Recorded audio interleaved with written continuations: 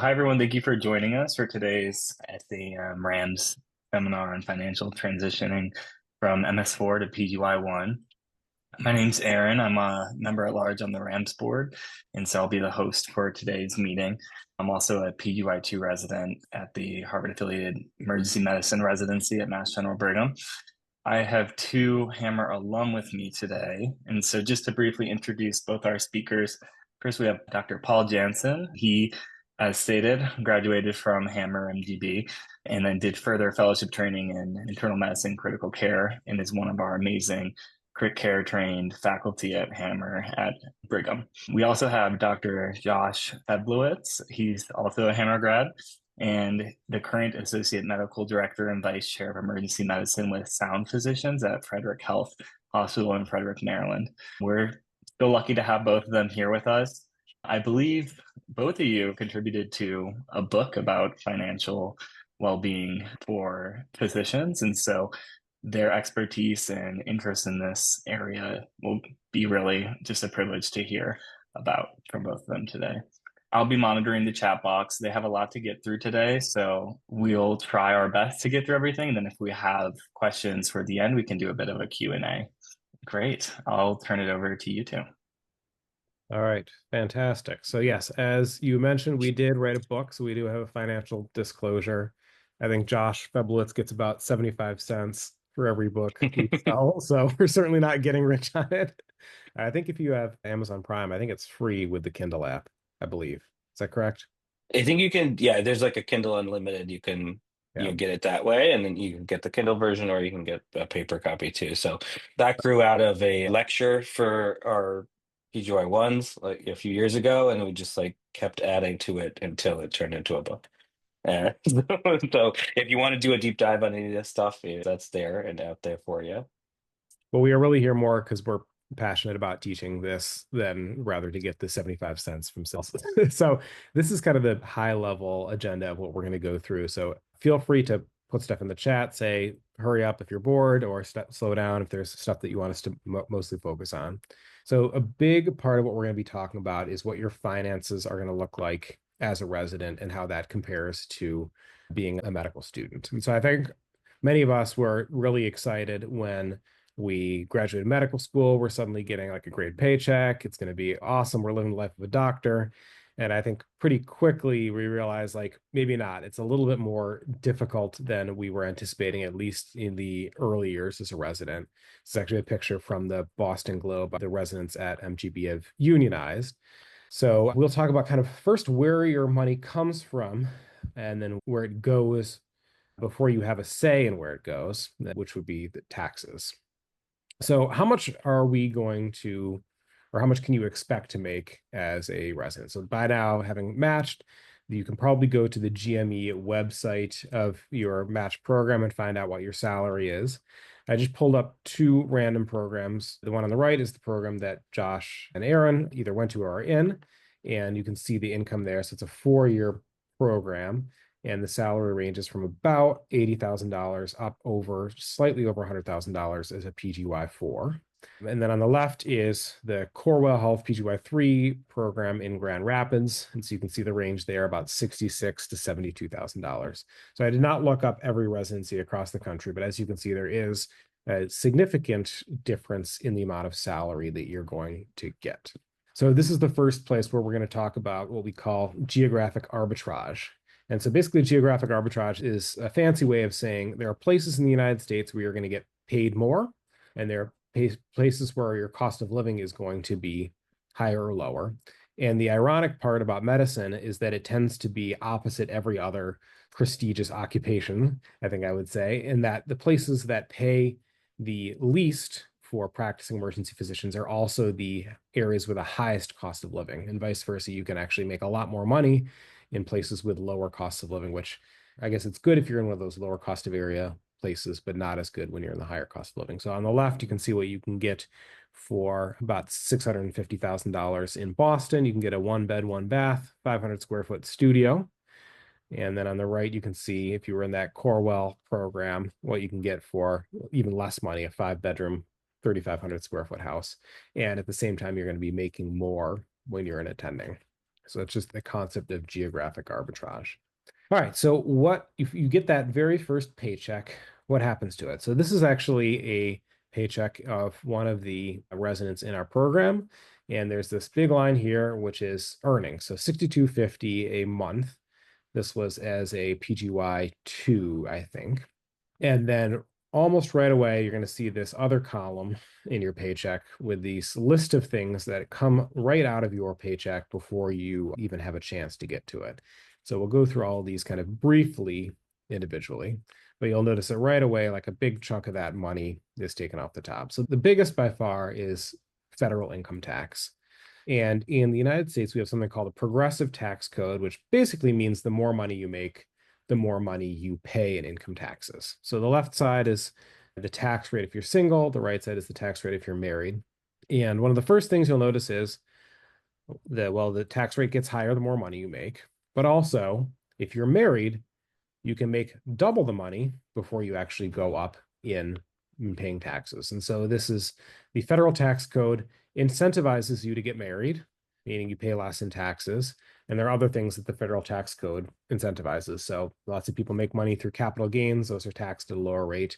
Owning a home is favorable. Having children is favorable. This is not like a judgment call about what's favorable or not. This is just what the federal government has decided is important. And so the important thing I think for you all to know is that just because you go up a tax bracket does not mean that suddenly you're paying that higher tax bracket on everything. And so it is this step system. So when your first $12,000 are actually taxed at 10%, and then every dollar over that up to $48,000 is taxed at 12%. And so this is probably the tax bracket where most people are going to be this 22% tax. And that's not to say that every single dollar you're taxed at 22%. It's just those dollars above 48%. So actually, as a resident, you're going to be in a relatively low overall marginal tax rate. So probably around 15% or so is going to go straight to the federal government. All right, the next one you'll see is Medicare. This is a mandatory tax. It's 2.9% of your income up to $200,000. So nothing you really need to worry about here until you're an attending. The nice part about Medicare is that your employer pays half of it. So you only pay 1.45% of that. So not a terribly big bucket that's coming out. There is an extra surcharge when you start making attending money, but won't really affect you as a trainee. Then the second big bucket you'll see after the federal withholding is this OASDI, which is the Social Security amount that comes out. This is a pretty big chunk. It's 12.5% of your income up to a max. And then again, this is split by you and your employer. I guess the good way of looking about it is that you theoretically get this money back in the future if you take Social Security, assuming you pay enough into it and then you take it when you retire. So you can think about this. Maybe it's easier to think about this as a loan to the government that you're going to get back later. So maybe that makes that a little bit easier to stomach when it comes out of your paycheck much later in life. The nice thing about this one, just from a purely fiscal sense, is that there's a cap on it. So once you make above, I think it's $170,000 this year. I didn't update this number in the slide. It's no longer taxed. So when you're an attending, this actually is quite advantageous to you. And then finally, there's state tax. So in Massachusetts, we have a flat tax of 5%, which does not vary based on how much you make. And there's also this paid medical and family leave, which is a very small percentage. And so this is definitely going to vary based on which state you're in. So you can see there are many states here, Washington, Nevada, Wyoming, South Dakota, Texas, Florida, et cetera, that have no state income tax at all. So that's really nice if you're there. You don't have to pay state income tax. New Hampshire here around us on the East Coast. But then the tax rate in the other states may vary. So I don't know where y'all are going to residency, but this will be just a number that you'll need to know. And so of that money that you make, that 5,500 in Grand Rapids or 7,400 in Boston, you can see here, these are the kind of the math that I did for that money that's going to be coming out before you have the chance to spend it. So the take home message here is plan at about $4,000 to $5,500 a month post-tax to cover all of your expenses. All right, so I can stop here and just see if I don't see any questions in the chat. Anything, Aaron or Josh, you wanted to add? Nothing yet. All right. So in the absence of anything to talk about in the chat, let's just jump forward to student loans.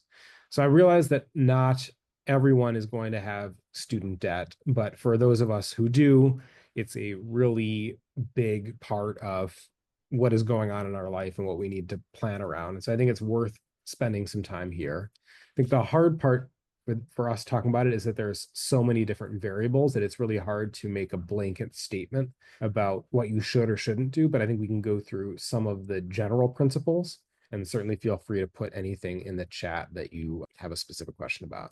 So there's no question medical school is expensive. So the average medical school debt is about $200,000. This does not include any other grad school debt if you do it MPH or something, and it does not include undergrad debt. But the people that do have debt tend to have a lot of it. So 50% of the people with debt have debt more than $150,000. That the median being $150,000 and the mean being much higher. So there are people who have whopping amounts of student loan debt coming out into residency.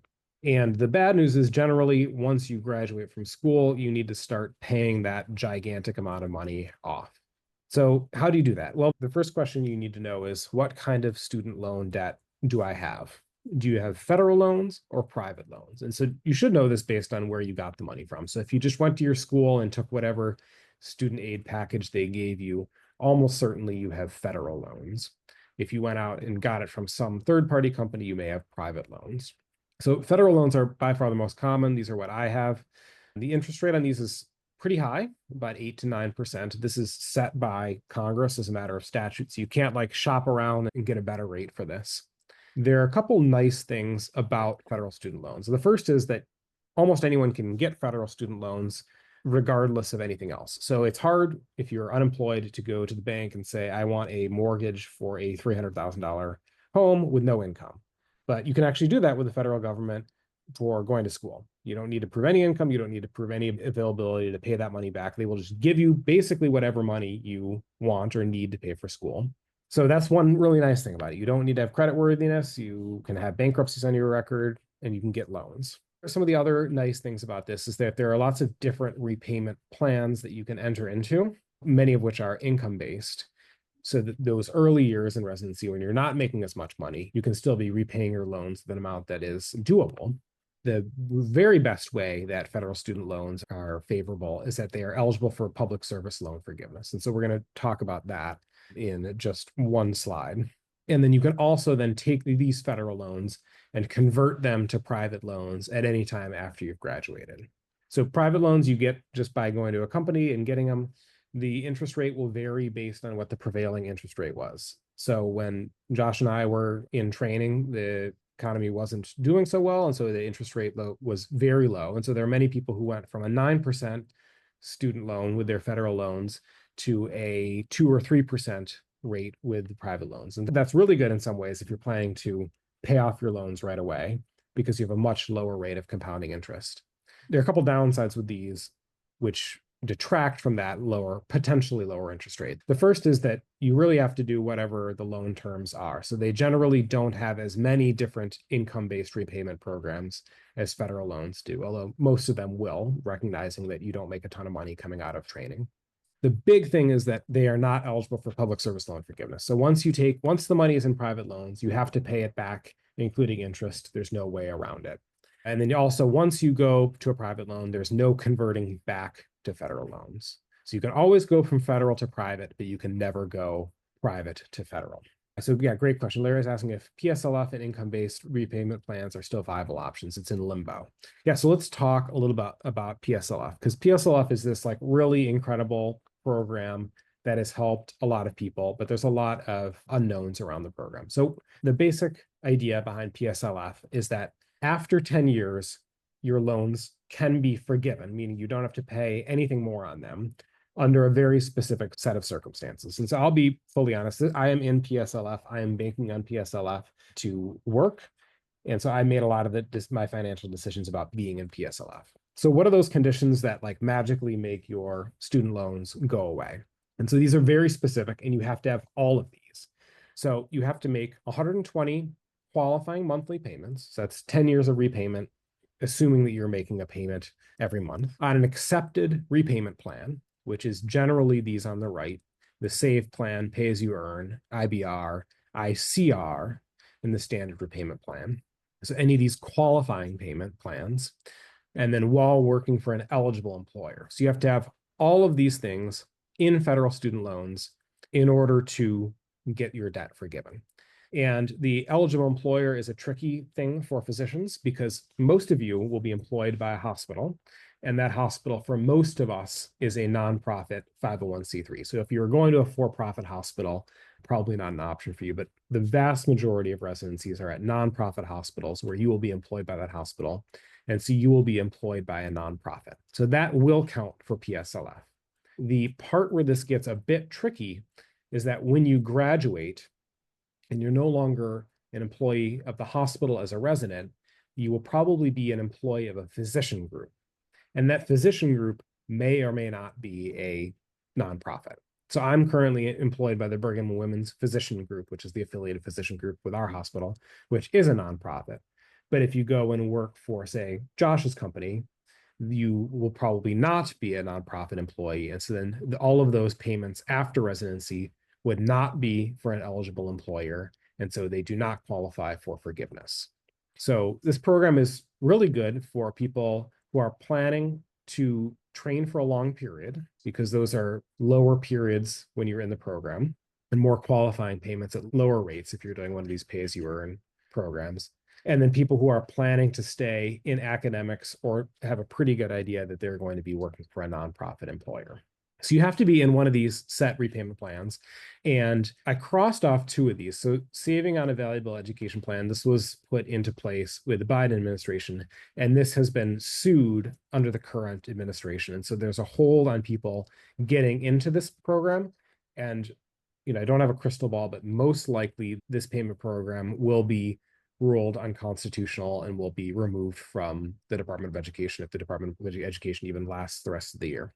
I also put crossed off standard repayment plan. So the standard repayment plan takes you the amount that you graduate owing, divides it into payments over 10 years, and then that's the amount that you pay. And so that one technically qualifies for PSLF, but it doesn't make sense to do it because after 10 years, you're going to have paid off all your money anyway. So Larry, it's a long way of saying that PSLF, yes, is still viable.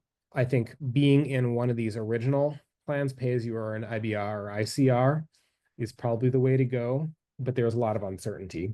And I will also put who knows what will happen. You can see this very nice announcement. President Donald J. Trump restores public service loan forgiveness. But when you actually read it, they say he signed an executive order to end taxpayer-funded student loan forgiveness for anti-American activists. So there's a lot of politics surrounding this program, and I can't predict what's going to happen in the future. It's certainly possible that this administration could say that if you are working for a hospital that provides transgender services, that you're working for an employer that is not supporting American activities. And so, of course, I'm not saying that's true, but I just don't know what's going to happen. I don't think anyone knows what is going to happen. But this program is based in federal law, and so that Congress theoretically would need to change it. All right, so when you graduate, you're going to need to decide which of these student loans repayment programs to go into. And you can actually go onto the student loan website and get something like this. And so this is assuming you have $200,000 in loans, which is about the median amount, and you're making about $80,000 a year. Here are three of the options for which you would be available. The standard repayment plan, again, I talked about, this doesn't make sense for basically anyone because, first of all, no one can afford it at $2,500. So if you're going to do that, you are better just going to a public loan. And after 10 years, it's not eligible for PSLF. So that leaves, these are the other two options. So you can see $200,000.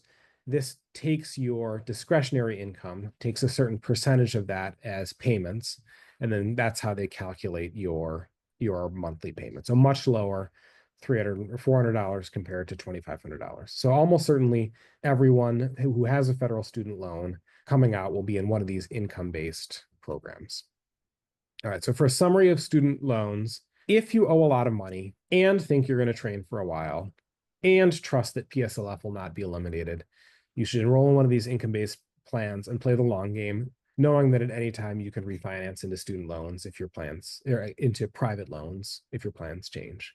If you owe a lot and you're still not sure about the future, I would recommend that you stay in federal student loans because there's some flexibility in these, and enroll in an income-based repayment plan. But if you know you're going to do a 3-year residency and then go into the community, or your spouse makes a lot of money, then it may make sense just to refinance to private loans and pay them off. Josh, anything to add? Aaron, anything to add, or questions in the chat? Sure, yeah. I would say that the way you should think about this in total is that this is very complex and it's very personal. It has to do with your risk tolerance, where you think you're headed, what type of environment you're going to work with, your spouse, your discussion with finances with them. So there's a lot of different parts to it. My path was very different than what Paul described. Essentially, I put my loans into forbearance during residency and paid nothing for most of residency. I wasn't sure exactly what I was going to do next until maybe halfway through or so, and then decided I really wanted to go into community practice.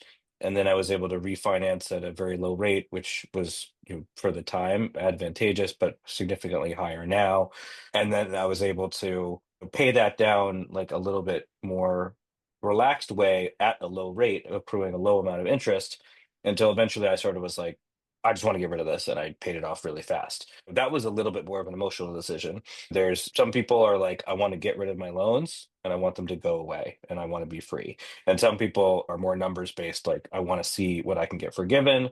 I'm comfortable with that pathway, or I want to play it off over time and the balance works for me based on my cash flow right now. So there's a lot of different facets to it. Just make sure you really do the numbers and talk to the people important to you in your life about what's going to work and make sense for you. So Sarah has a great question in the chat. Sorry if I missed this, but if PSLF gets eliminated while you're enrolled in it, what happens? So I think that's no one knows.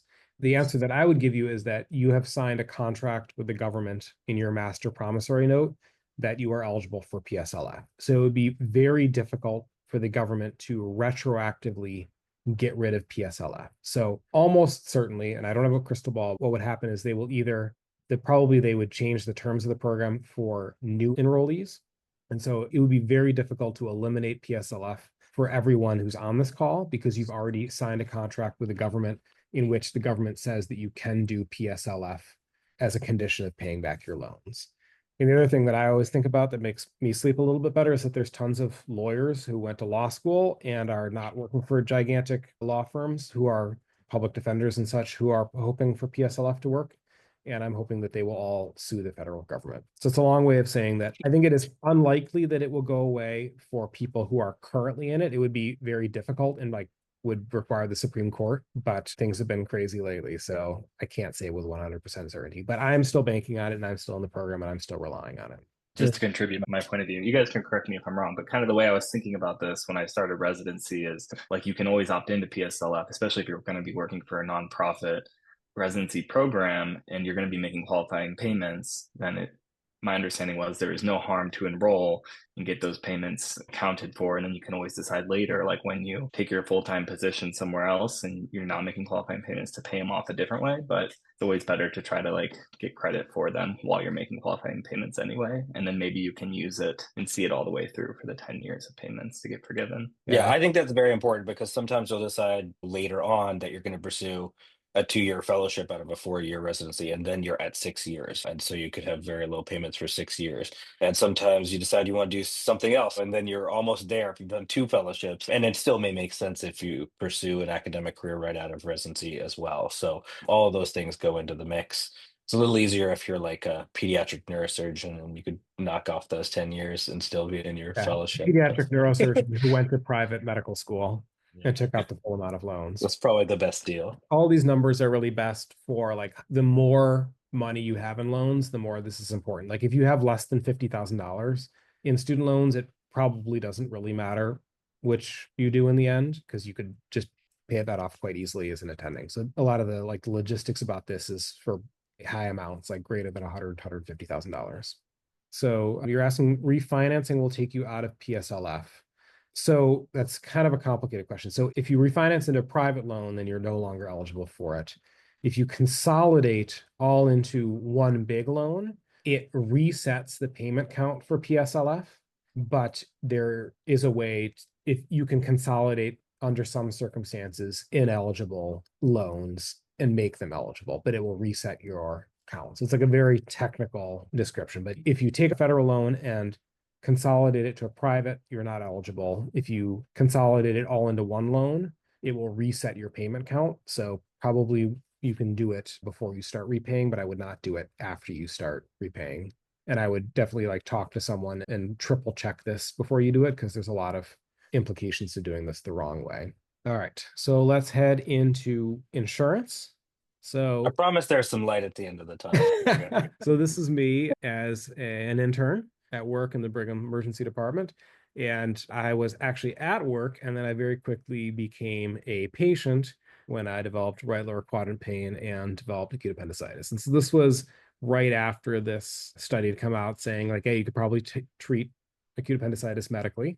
And so I decided to not have surgery. Partially, I was scared of surgery. Partially, I didn't want to take the time off.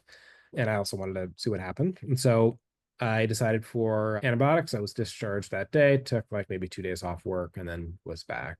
And then a month later, I got this nice bill in the mail from Partners for my ER visit, where the CAT scan was $2,500. I think this is probably the physician fee was $2,100 as well. They gave me a liter of fluids, which was $1,000, maybe some antibiotics for $50, and then checking my labs. So got a big, nice bill of this. But the really nice thing was that with insurance, it was only the $100 copay.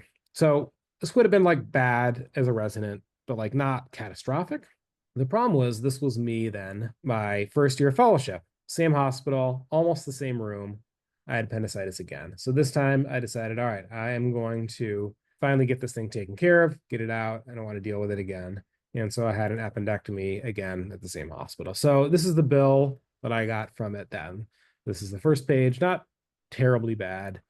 Anesthesia, $2,500. Radiology, not really sure what that was. Maybe the radiologist reading my ultrasound. Some random physician fee. I don't know who that was. Maybe Josh, that came to you. But then here's the kicker. 1 night of observation in the hospital, provider charges $50,000. And so the amount that I was billed for a overnight observation for an uncomplicated appendicitis and appendectomy was $56,000. I had health insurance through my employer, and so I paid $0. So you can see here, like this would have been absolutely catastrophic had I not had insurance. And so I love this quote from the White Coat Investor. Insurance is a losing proposition. On average, you will lose money by insurance, but in some aspects of your financial life, having a bad event occur, even a rare one, is so terrible that it's worth paying a price to avoid it. And so I think that is the general way of thinking about insurance. So if there's something that is so terrible to you that it would be very difficult to overcome, that is something that you need to insure against. Otherwise, you don't. And so there are all kinds of different insurances that people will willingly sell you, and this is how they make their living selling insurances. So the left column is things that we think you do need to insure, and the right column is what you don't need to insure. And so we'll talk about some of these, but not all these. So health insurance, we'll talk a little bit more. An expensive property, if you're in a position where you have a mortgage, which you probably shouldn't as a resident, you need to insure that. You need to insure your car. Disability insurance, your ability to practice medicine, you do need to insure that. We'll spend some more money on it. We'll spend some more time on it and some money on it. And then liability. So there's a lot of liability as a physician. The biggest one is hurting someone medically. So you need to have malpractice throughout your whole career. This will generally be paid for by your employer. If you have a car, people know your doctor. But even regardless of that, liability for hitting someone with your car is the catastrophic outcome. So you have to have liability for that. And then when you're an attending, we'll probably talk more about homeowners liability if someone falls in their home and they can sue you. Probably not something you need as a resident, but something more as an attending. And then if you have kids or someone is really depending on your financial ability to practice as a doctor, you may want to consider having life insurance. These are all things that we would strongly encourage you get insurance for, at least at some point in your training. These are things you don't necessarily need to insure. So you can certainly get vision insurance, but it's not really insurance. And getting glasses is not a financial catastrophe. Similarly, going to the dentist or dropping your cell phone is not a catastrophe. You don't need an extended warranty. And then if no one is financially depending on you living, you probably don't need life insurance. And so I did not have life insurance until really now at this point in my life. All right, so health insurance, just kind of skip through this pretty quickly because when almost right after you start working as a resident, you're going to get some really big plan description like this, which is the different options that we have currently at MGB. And so you're just going to have all these a million different boxes. And then you're going to get something that looks kind of like this, which is based on the type of insurance that you want from your employer, here's how much the monthly payment is. And this may vary in your institution, but at least at ours, they've instituted this means testing, which means that the more money you make, the more you are going to pay monthly in premiums for your insurance. And this also may vary based on whether you're in a union, whether you're not, and just your institution's individual approach. But basically, the big question that you want to ask yourself is, how much do you want to self-insure? And by that, how much money do you want to just pay for the peace of mind that there's going to be nothing out of your pocket versus save up a little bit for some out-of-pocket money? And so there are options like this premium plan where the annual deductible is $0, meaning that they start paying right away for everything that you have an expense for. And the total out-of-pocket maximum is quite low. So the maximum you would potentially pay is $2,000. So the downside with this one is it's 5 times the price of the high deductible plan. So you are paying more every month to ensure that the maximum that comes out of your pocket is lower. These high deductible health plans, we're not really going to get into HSAs during this talk. Well, maybe we can at the end if we have extra time. But these are for people who are generally healthier, who anticipate having less out-of-pocket expenses. And so the potential out-of-pocket could be much higher, up to $4,000. But as you can see here, you can pay as little as $20 a month for it. So in general, if you are single, if you're pretty healthy, if you don't really have any medical problems, don't take any medications, you may want to consider one of these lower cost plans. But if you have kids, if you have chronic medical conditions, you may want to be spending more out of pocket. But basically the question is, how much do you want to self-insure? So that's all I will talk about with medical insurance, because there's so many variables and it really depends a lot on your employer, what you're going to be doing, your family situation. All right, disability insurance. So this is something that I did not know existed until I graduated and started practicing, but I think it is really important. So as a medical student and going to a resident, most of us have one incredibly valuable asset, and that is the ability to practice medicine and make a living for the rest of our lives. And many of us went deeply in debt, as we talked about in a couple slides ago, to get this one very valuable asset.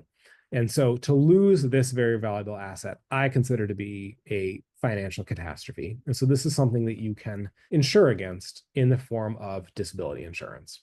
So if you become disabled and can't practice medicine, who's depending on you for this asset? So I know I'm planning on my ability to practice medicine, put a lot of money into it, and that's how I'm planning to make my career. You know, you may be married, you may have kids.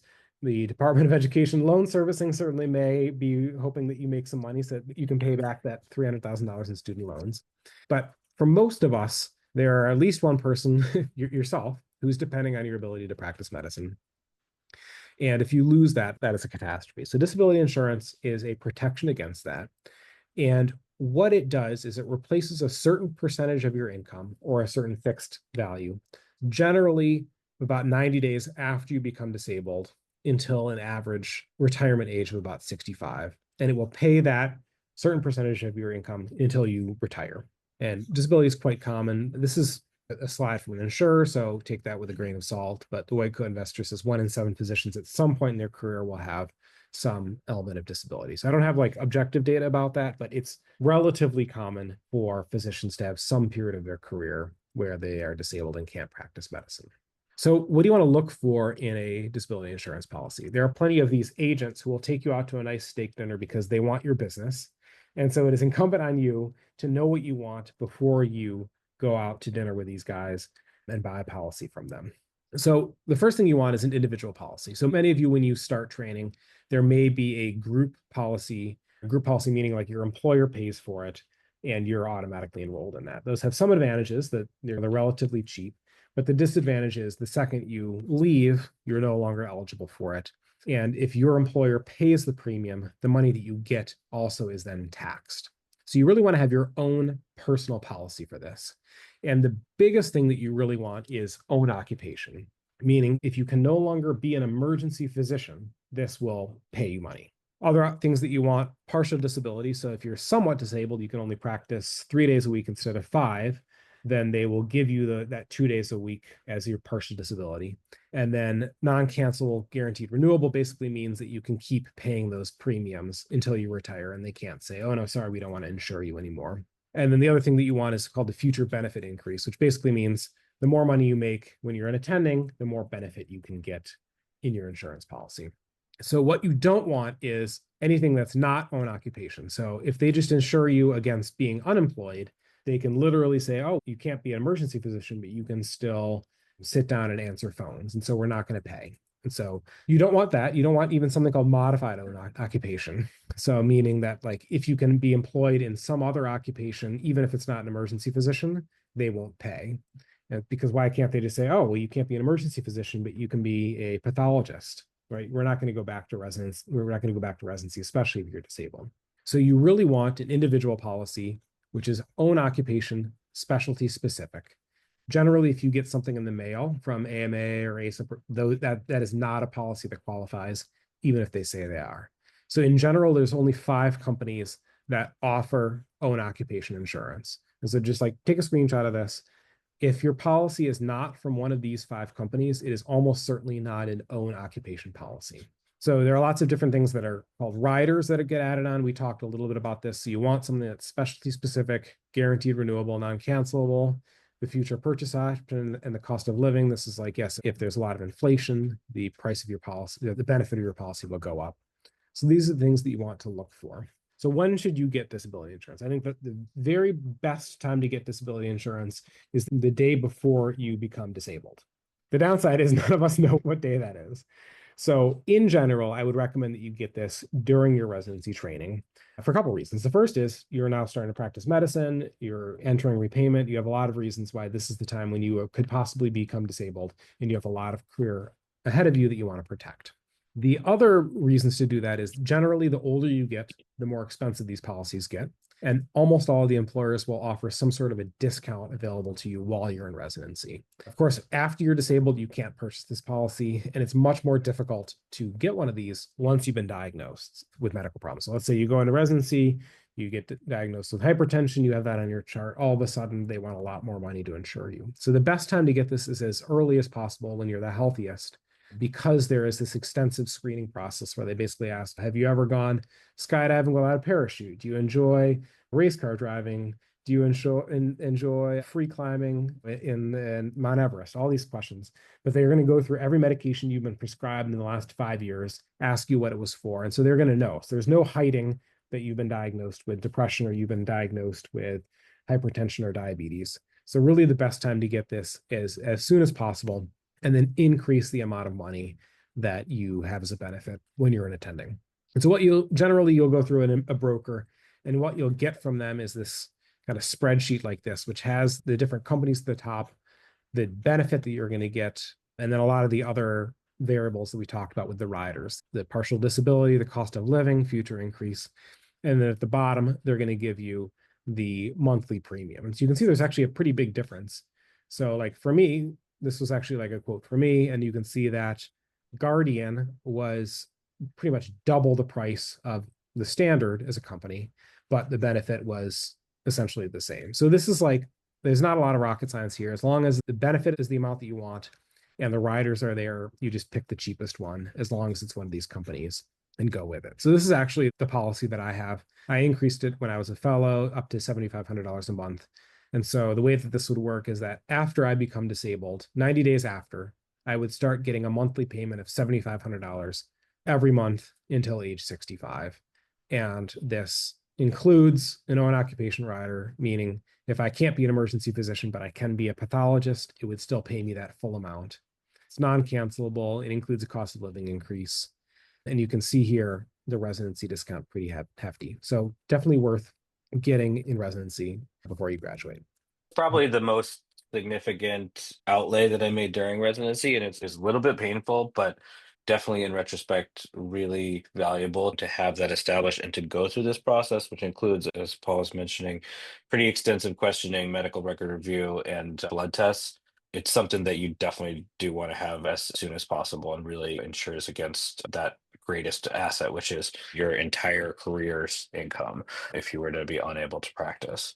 Any questions about anything that we've talked about so far? We've about 10 minutes left before we take some questions, and we're making our way pretty well through the slides. So I'll keep going, and if there are any questions, we can certainly stop and go back. So looking at your budget then, these are kind of all the things that we've talked about putting it together. So again, this is the Grand Rapids program on the left, the Boston program on the right. You can see a higher payment here but also because you're making more money. We have a marginal tax rate, you're paying more in federal student taxes. I kept the student loan payment based on that. The average number is about $400 a month. I put in $110 for health insurance. Of course, this could vary drastically for many of you, especially if you have kids or if you're married or if you want to insure your whole family. This could be much more than this, or it may be free depending on the institution that you work at. And then I added in disability. And so these are kind of like the mandatory things that you basically have to have before going into living expenses. And so as a resident, then I think the take home message here is plan on about $4,000 a month for all of your expenses. And so then just to plug in some of those other numbers, you can see this is where the geographic arbitrage really comes into play. And so the cost of living is really going to be a big barrier. So the average rent in Boston is about $3,500 a month, where in Grand Rapids it's about $1,500 a month. And so even though in Boston you may be making $20,000 or $30,000 more a year, that rent is really going to kick in. So it's going to be very difficult if you're in these high cost of living areas to be living on your own or living in a really fancy building. So you can see here, like really the cost of living is the biggest thing that's going to make a difference too, because and in these higher cost of living areas, they often have higher energy bills as well. And things like groceries may be more expensive. So this is kind of just a breakdown of what things may look like in the two different programs based on cost of living. All right, any other questions before we get into the final section, which is saving for retirement? The disability insurance in your graphic is a policy you're getting on top of what's provided by your program. So yes, that's the difference between a group policy and an individual policy. So almost all employers will offer you some sort of a group disability insurance, which is great if it's cheap because it's an extra level of protection. But the problem with that is once you leave that employer, which you will when you graduate residency, you lose that benefit. And then if your new employer does not have as good of a benefit, it is much more difficult to get an individual policy once you have, the older you are, or if you have medical problems. So it is definitely our recommendation to get an individual insurance policy during training, even if you have a group policy that you're eligible for. And then those policies generally will stack together. So if you are disabled, you will get some combination of the benefits. You may not get both of them additive together, but generally you'll get some benefit from both. And we would strongly recommend that you get an additional individual insurance policy. All right, so finally into retirement savings. And so this is something that I know in the last slide, I put like if you're living single in Boston in a $35 a month condo, you have $85 left to spend. But most of you as a resident will have some element of discretionary savings. And the goal of this section is basically just to give you an introduction to retirement savings and encourage you to start saving, even if it's not a lot, just to be saving some. So a lot of this is on you to save for your own retirement. So if you just plan on your Social Security amount and you make the maximum amount and contribute the maximum amount and retire, you want to retire early at 62, the amount that you're going to get is relatively low. So $2,500 a month. This is really not enough for most people to live on, and certainly not enough for physicians who are expecting a doctor retirement to live on. So Social Security is really not enough just to plan on retiring. And you may or may not have any family money inheritance. You may or may not have any employer contribution. Most people are not getting pensions anymore. And so basically, you have to be saving and you have to start relatively early because there are all these accounts that you can have that are tax advantaged, but they really are incumbent on you to start putting money aside for. And starting early is really important. So this is just a graphical description of what starting 10 years earlier would do. And so I think the numbers in this was $100,000 salary. If you're putting the maximum contribution to your 401k, getting your employer's 2% match, and then getting a 6% rate of return. If you start at age 30, you will have 1.5 million more, double than if you start at age 40 because of the power of compounding interest. And so for that, you've put in an extra $225,000, but that difference in $225,000 because of that extra 10 years of compounding interest over your whole career has doubled the amount of money that you have available to you in retirement. So most of you, I realize, are not going to be able to be putting in your maximal 401k contribution to do this, but any amount that you can really helps because of that extra long time in compounding interest. So the order of operations, I think, for most of you is just going to start at step one, which is the 403B. We'll talk a little bit about more what that is, but that's a program that almost all of you will have available to you. And the maximum you can contribute is $23,500. This amount goes up generally a little bit every year. But the big reason why you should do this is that most of your employers will offer a match. And so this is essentially free money and that you want to try and get. So at least at Mass General Brigham, where we are, if you put in 2% of your salary, they will match that contribution up to 2%. And so that essentially doubles the money that you're putting in. And so you certainly as a resident may not be able to put $24,000 in unless you're married or you're a very low cost of living area. But almost all of you can put in that 2%, if not more. And that really doubles your contribution. There are a lot more here that we can certainly talk about if we have time at the end, but this is really the first place to start as a resident.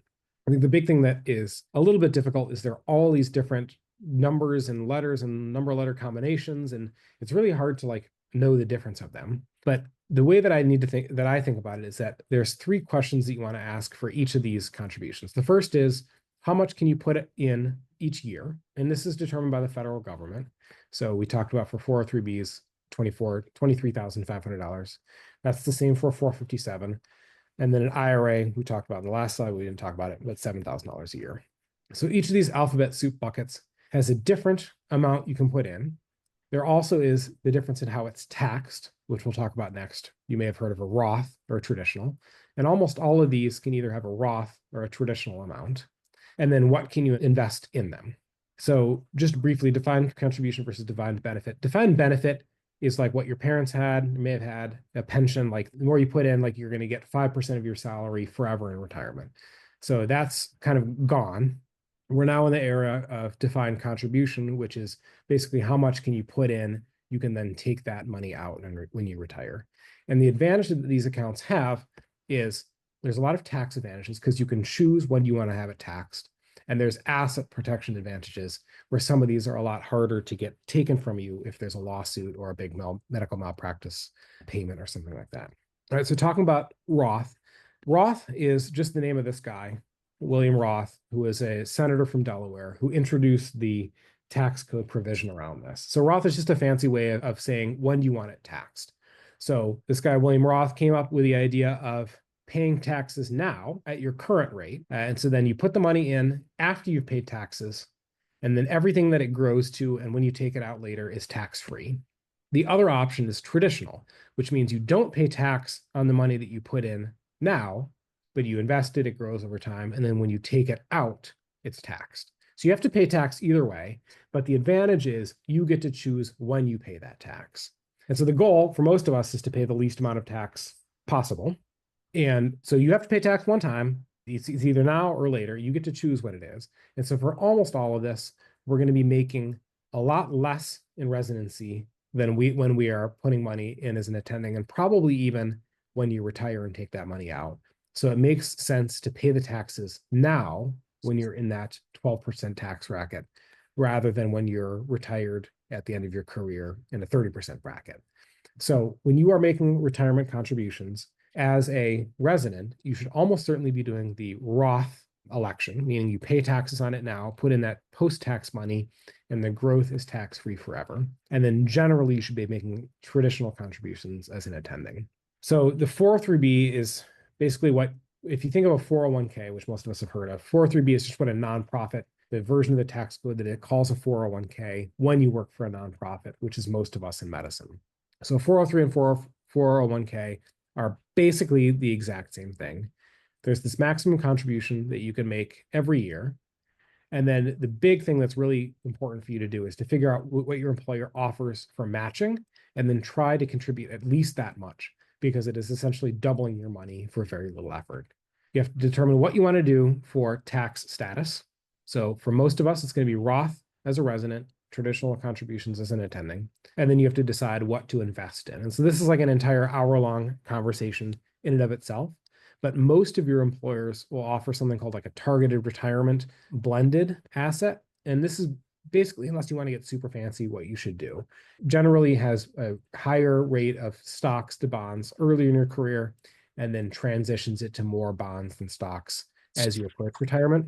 And most of these are pretty cheap and do generally well and don't involve you doing lots of research on stocks. So if you have one thing to contribute to as a resident, try and contribute to your 403B as much as you possibly can, certainly at least enough to get the matching amount, ideally 20% of your salary if you can, although I realize that most people can't do that, and that's totally fine. Generally do it as a Roth and then put it into a targeted retirement account as what you invest in. All right, so we have 3 minutes, and that is right on time. This is the QR code that Josh made if you want to give us 75 cents and buy the book, but certainly do not feel obligated to. And we can take any other questions we have, or Josh or Aaron, feel free to add anything that I missed here. I could start off the Q&A. I know we only have a couple of minutes, but thank you, Paul and Josh. Thank you guys so much for spending your time to be here. I know so many of us appreciate it. And I feel like we don't get a lot of like financial education in medical school. And I'm glad, that to have you at our program to give us this education, our lectures and our weekly conferences. I wanted to ask, I know probably a lot of people are seeing the news and seeing like the stock market having very broad fluctuations recently. Does that change your investment strategies at all going in, like as a student going into residency, or what do you think about that? Yeah, that's a great question. The way that I think about this is that there are people on Wall Street who are getting paid $2 million a year to be smarter than us and use supercomputers to invest and like spend their whole day researching stocks. And there's no reason to think that me, like in between seeing patients, or especially as a resident, is going to be smarter than these people. So I don't try and get fancy. I just try and put my money in a blended like S&P 500 or even a total stock market index fund. And I think the big thing for us is like we are all very junior in our career, and the money that we are investing now, we don't need now. And if you're investing the money, you shouldn't invest money right now that you need. If you need it immediately, that should go into your emergency fund. That should just even go into your savings account if it's money that you need immediately. This is money that we're going to need in 30 years. And so in 30 years, what happens now will probably have very little to do with what the stock market is going into. So it's really difficult to watch.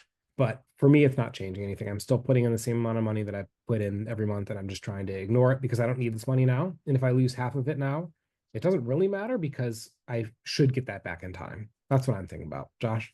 Yeah, no, I agree. And I think when things are extra volatile, you can get a little anxious, but barring like apocalypse or total meltdown, those things are going to continue to exist and they're going to fluctuate a lot with time. And there probably are going to be 2 to 5 really major downturns between now and when you retire. And we're talking about strategies that are consistent, regular, not extremely risky and appropriate for your place in your career. And those are the tried and true to get you through to retirement. So definitely this is the kind of thing that is not for the super active investor mindset. Like you're going to put it in what you can and not think about it. And that's the appropriate way. Like you should not be looking at it every day. You should not be pulling it out when it's down, putting it in, whatever. It's a long-term strategy and you should think about it long-term and not be like looking at the stock ticker. Yeah, and don't fall victim to thinking like because you're a doctor, you're like smarter, like and like be reading about Tesla and like trying to edge the market. Like these people, this is their full-time job investing, and they get paid a ton of money to do it, and they're going to be way better than you, like tired as an intern. So don't even try to beat them, because like most likely you won't. All right, a couple questions in the chat. So Andrew Chang asks, if no match and no Roth 403B, where should the first 7,000 go? So I'm assuming you're asking 7,000 just because like that's the number you're going to put in. Would you recommend Roth IRA or 403B? So my answer to that question would be I would put it wherever you have the best investment options. And so if your employer 403B has like a nice targeted retirement where you're paying a very low expense ratio, like less than 0.1%, I would probably put it there.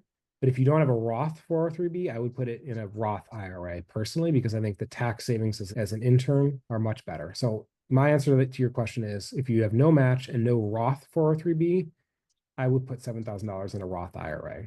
Josh? Yeah, no, I would tend to agree. Like at that point, you're just thinking about like Roth being the advantageous like tax strategy. But if there's no other benefit, it's best to have the most control that you can over your choices. So there are things that can give you too much control. Say by the same token, like if you have a Vanguard account, you could put absolutely anything, in there, but you don't want to get really stuck in the weeds trying to pick stocks or figure that out. You should still have a very broad targeted low cost fund, maybe a target retirement fund or some kind of blended stock market fund in your IRA and set it and forget it. Yeah, I agree. Larry asks, can 401k and 403b accounts be lumped together? So he has one from a prior employer. So yes, you can what's called rollover. So you can combine them all into one. The thing to keep in mind though is you can have multiple accounts, but just because you have multiple accounts doesn't mean that you can put $23,500 into each one of those every year. So that amount, no matter if you have 1 or 10, is the same. You can only put in a total of $23,500. But yes, you could roll it all into one, but you don't need to. So I think that would really depend on like if your 401k from your previous employer, how they were charging you like a monthly maintenance fee and your current employer wasn't, then I would probably roll it into the current one. But there's no reason you can't keep them separate, but you can't contribute the maximum to both of them. It's just one maximum every year. And they also have to have the same tax status, or you could trigger a taxable event that you have to deal with. So you can't, if you take things out of a pre-tax account and try to put them in a post-tax, things get a little complicated. So you'd have to know kind of the status there. And sorry, the next question is about match. I would say if, as Paul has mentioned, you should not be investing or setting aside money for retirement that you can't afford to give and to put away with the intention of not getting it back for decades. So if that's the case, then that's okay. However, if you can, and there's a match that's present for your employer, that is essentially free money left on the table that you should try to get. Some generous employers have like an amount that goes in regardless, like not even a match, but a little percentage, which is great. That's not there for everybody. But if it requires you to contribute, you should try to get that at least, because that's essentially extra income for you that goes into your retirement. Yeah, there are very few legal investments that will double your money instantaneously, and the match is one of those things. So it's free money, and so if you can, you should take it, but don't skimp on groceries too.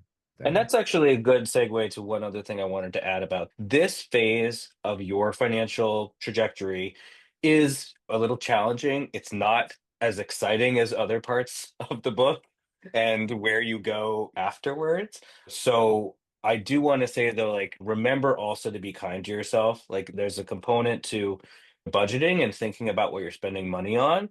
However, there's also a component to doing what you need for yourself to be well during the very difficult period of residency.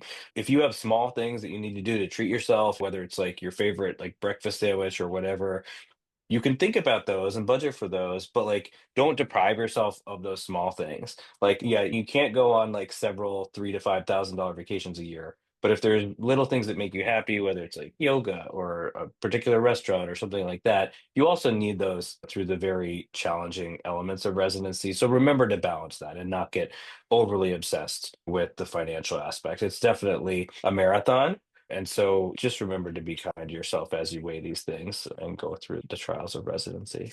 Awesome. Thank you both so much. I think my last piece of advice is just somebody going through it is kind of like how Paul had laid out with like the different breakdowns of the salary you make depending on the program you're at. I think it was really helpful for me, like a month or two into residency, to really just do that own breakdown for my personal expenses. And then that kind of just helps make it more concrete, like how much you can really contribute to these things like extra disability insurance or investing. And just because everybody's situation is so unique, and it can be overwhelming to see all of this in just a short hour when we're trying to cram everything in. So just take that moment to figure out the numbers for yourself, and it'll make it a lot more manageable. But thank you all so much for your time. Congrats to everybody on the call who recently matched. It's a really exciting time. You should be really proud of yourself. You're making a big jump, and it's going to be all worth it in the end. So thank you, Dr. Jansen, Dr. Feblowitz. We really appreciate you guys taking the time to be here, and I hope you guys have a good rest of your week. Thanks so much for having us. Thank you. Have a great day, guys.